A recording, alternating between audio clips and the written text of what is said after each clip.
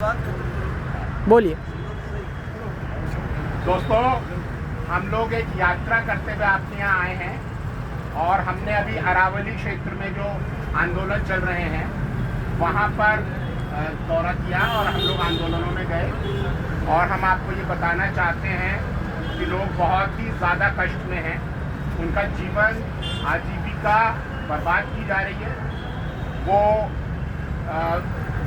Crushers और अवैध mining की वजह से जो प्रदूषण हो रहा है उस इलाके में, खासतौर से कोटपुतली, सीकर, नीमका थाना इलाके में, उसके खिलाफ औरतें, बच्चे, यहाँ तक कि लड़कियाँ स्कूल नहीं जा सकती। गांव में गुंडे बैठा दिए गए हैं, 100 गुंडे घूमते रहते हैं जीपे लेकर के। लड़कियाँ स्कूल नहीं जा पा रही हैं। लोगों के घरों पर प्लास्टिक के पत्थर गिर रहे हैं, उनके घर टूट रहे हैं, कुएं धसक जा रहे हैं, खेती बर्बाद हो गई है, पशु मर रहे हैं। वो लोग आंदोलन कर रहे हैं लेकिन कोई उनकी सुन नहीं रहा है। इस आंदोलन में यहाँ तक कि रिटायर्ड फौजी भी लगे हुए हैं। उन फौजियों की पिटाई की गई है, उनको आतंकवादी और देशद्रोही और नक्सली कहा गया है। तो पूरा राजस्थान इस समय माइनिंग माफिया के द्वारा लूटा जा रहा है। तो एक तो राजस्थान की ये सूरत हाल है। आपके यहाँ जो खेजड़ी बचाओ आंदोलन है वो एक व्यापक समस्या का एक अंग है, व्यापक समस्या है। भारत में जो कॉरपोरेटिव पूंजीवादी लूट है वही आपके यहाँ खेजड़ी काटने के लिए जिम्मेदार है। और वही, चाहे वो मणिपुर हो, पूरा नॉर्थ ईस्ट हो, लद्दाख हो, छत्तीसगढ़ हो, झारखंड हो, उड़ीसा हो, हर जगह लोगों के प्राकृतिक संसाधनों को ये पूंजीवादी कॉरपोरेट लूट रहे हैं। और जो लोग, चाहे वो समुदाय हैं, आदिवासी हैं, दलित हैं, आम लोग हैं, वो उसके खिलाफ खड़े हो रहे हैं, या जो सामाजिक कार्यकर्ता हैं, पर्यावरण कार्यकर्ता हैं, वो उसके खिलाफ बोल रहे हैं। सरकार उन सबको नक्सली, देशद्रोही, विकास विरोधी कह के या तो बदनाम कर रही है, या जेलों में डाल रही है, या मार डाल रही है। बहुत जगह हत्याएं हो रही हैं पर्यावरण कार्यकर्ताओं की। समुदाय के ऊपर अत्याचार और हमले हो रहे हैं। आपके राजस्थान में ही जोधपुर में पर्यावरण कार्यकर्ता सोनम वांगचुक को ला करके जेल में डाल दिया गया है। हम उसको एक प्रतीक रूप में ले रहे हैं और उनकी रिहाई की मांग को लेकर के ये पूरी यात्रा कर रहे हैं। परसों नोखा से हम लोग पैदल चलना शुरू करेंगे जोधपुर जेल के लिए। साथियों, आज हमारे देश की सबसे ज़्यादा पुलिस और सीआरपीएफ आपको मालूम है किस काम में लगाई जा रही है।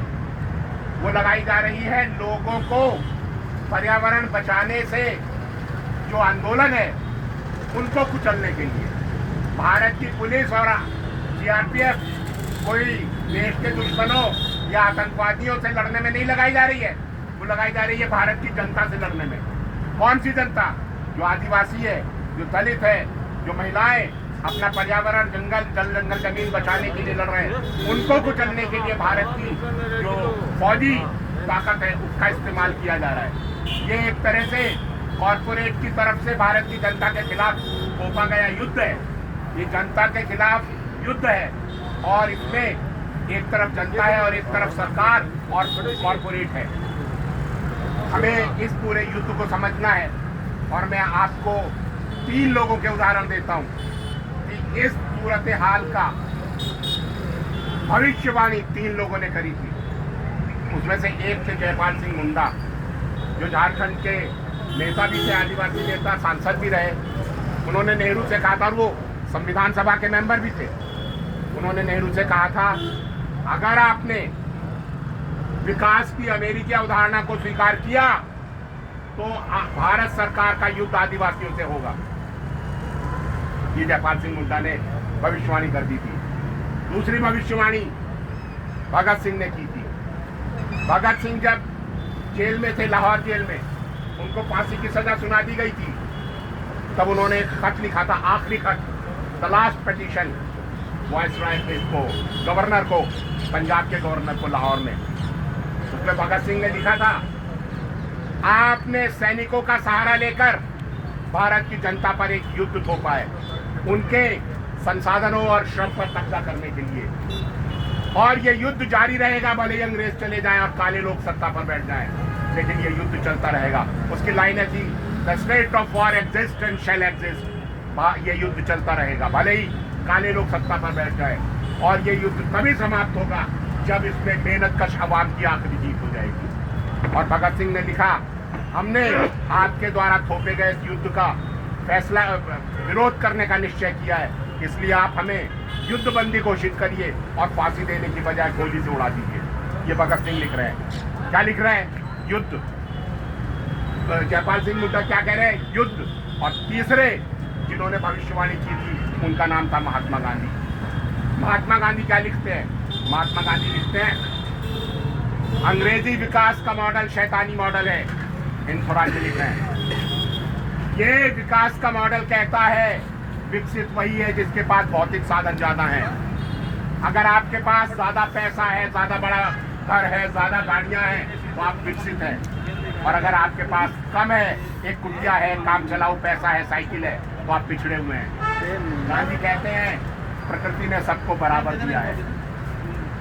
आपके पास ज्यादा तभी हो सकता है जब आप दूसरे के हिस्से का ले लें, और दूसरा देगा नहीं तो आप छीनेंगे। और छीन आप तभी सकते हैं जब आपके पास ताकत होगी। इसलिए अंग्रेजी विकास के मॉडल में सिर्फ ताकतवर का विकास होगा, कमजोर इसमें पिछड़ जाएगा। गांधी कहते हैं अंग्रेज अपने शैतानी मॉडल को लागू करने के लिए दुनिया पर हमला करते हैं। अंग्रेजों के बारे में कहा जाता था कि अंग्रेजी राज में कभी सूरज नहीं डूबता, लेकिन ये भी सच है कि अंग्रेजी राज में कभी खून नहीं सूखता। अंग्रेज लगातार खून बहाते थे सारी दुनिया में। गांधी ने कहा अगर भारत अंग्रेजी विकास का मॉडल अपनाएगा तो भारत किस पर हमला करेगा? गांधी ने कहा लिख कर रख लो, एक दिन तुम अपने गांव पर हमला करोगे। इस विकास के मॉडल से युद्ध निकलेगा और तुम तबाह हो जाओगे। आज हमारी सबसे ज्यादा पैरामिलिट्री फोर्सेस कहाँ हैं? वो है पर्यावरण आंदोलनों, आदिवासियों के इलाके में। और वो किसे मार रहे हैं? वो मार रहे हैं भारत की आम जनता को। पर्यावरण को बचाने वाले, जल जंगल जमीन को बचाने वाले आदिवासियों के खिलाफ हमारे सबसे बड़ी लड़ाई है। लेकिन साथियों, ये लड़ाई आदिवासी इलाके में रुकेगी नहीं, क्योंकि पूंजीवाद रुकता है तो मर जाता है। पूंजीवाद के विनाश के बीज उसके पेट में मौजूद हैं। वो संसाधनों को लूट कर खत्म कर देता है और श्रम को कम करते करते वो बाजार में मंदी ले आता है।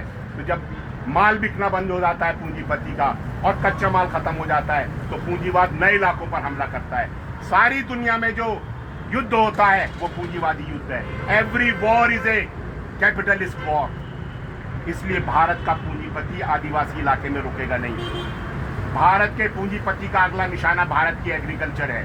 और आप लिख कर रख लो, हर गांव में सीआरपीएफ वैसे ही बैठेगी जैसे आदिवासी इलाकों में बैठी है। ये युद्ध आपके दरवाजे पर आएगा, लेकिन ये खाली आपके खेत नहीं छीनेगा, ये आपकी जॉब भी छीन रहा है।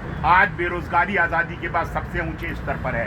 आपकी जॉब भी जाएगी, जमीन भी जाएगी, और बैंकों में जो पैसा रखा है उसको पूंजीपति लगातार छीन रहे हैं, लूट रहे हैं। बैंक दिवालिया होते जा रहे हैं। ना आपके पास पैसा बचेगा, ना जमीन और ना जॉब। आपको पूरी तरह कंगाल करने की योजना पर काम किया जा रहा है, और आप इनके खिलाफ लड़ ना सके इसलिए आपको हिंदू मुस्लिम में बांटा जा रहा है, आपको जातियों में बांटा जा रहा है। असली लड़ाई आर्थिक है, और ये चल रही है असली लड़ाई आदिवासी इलाकों में, जहां पूंजीवादी लोभ के लिए लोगों पर के खिलाफ एक युद्ध छेड़ा जा रहा है। इसको कहा जाता है hidden war of India, Bharat का छिपा हुआ युद्ध। लेकिन ये युद्ध आपके दरवाजे आने वाला है। हम वो चेतावनी भी देना चाहते हैं आपको कि आप बच नहीं सकेंगे, आपके दरवाजे पर युद्ध आएगा। आपको उसके लिए तैयार होना है, मिल करके लड़ना है। आपको कहा जाता है तो मुसलमानों से लड़ो, मुसलमान आपका दुश्मन नहीं है। वो उसकी भी शिक्षा महंगी हो रही है, वो भी बेरोजगार है, उसका भी बैंक में रखा पैसा लूटा जा रहा है। वो आपका साथी है, वो आपके साथ मिलकर लड़ेगा। आप उससे मत लड़िए, आप मिलकर पूंजीवाद से लड़िए। तो ये असली लड़ाई को पहचानिए, असली दुश्मन को पहचानिए। और ये जो छोटी छोटी लड़ाइयाँ हैं, इन सबको मिला करके हम एक ऐसी ताकत का निर्माण करें जो इन पूंजीपति जो शासक वर्ग है इसको हरा सके। उसके लिए मिलकर के लड़ने की ज़रूरत है। देश के बाकी हिस्सों के बारे में भी समझने की ज़रूरत है। खाली बीकानेर की लड़ाई से काम नहीं चलेगा, पूरे देश की लड़ाई को एक बनाना पड़ेगा, तब हमारी जीत होगी, जनता की जीत होगी। बहुत शुक्रिया।